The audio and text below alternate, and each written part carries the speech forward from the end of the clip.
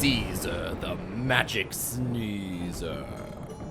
On his way to a costume party, Cesar sneezed into a mask and jumped out from behind the bushes while his friends walked past.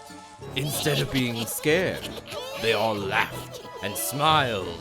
So he sneezed into a monster, and they ran screaming for miles.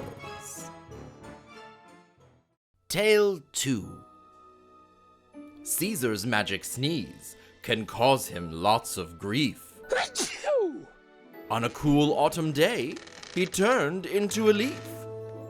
As he drifted in the air, he got so nervous that he blushed. And once he hit the ground by a large boot, he was crushed. Don't forget to like, subscribe, and share so you and your friends never miss an adventure.